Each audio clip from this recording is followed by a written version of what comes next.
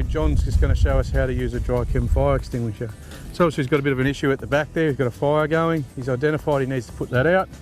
He gets up to the extinguisher, has a look for the pressure gauge to make sure that the extinguisher does have enough pressure in it and the tags are still in.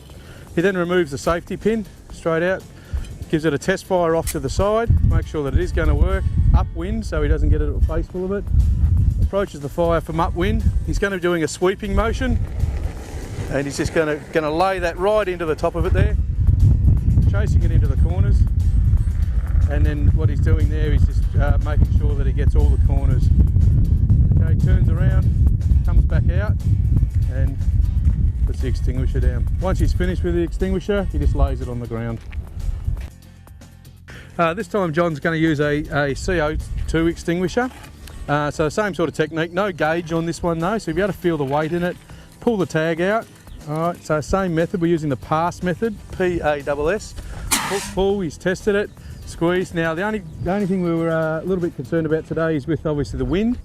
So he may not have enough go in this extinguisher, but he's going to give it a go anyway. So see how it's licking back behind there?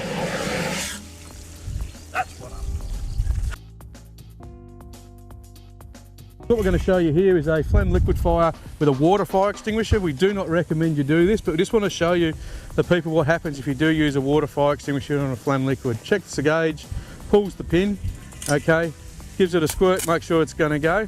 All right, so this is, once again, you don't do this, but this is just to show you what happens. It's just going to aggravate it and flare it up. All right, so it's not going to do a great deal.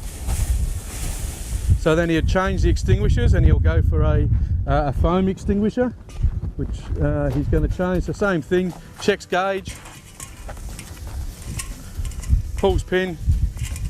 This one's a little bit different. He'll need to test it and lob the foam on there into a corner and sweep it in. All right, so this is using foam. Just putting a foam blanket out all over the whole lot, working one corner into the other with very minimal extinguishing agent. These are great for these flammable liquids.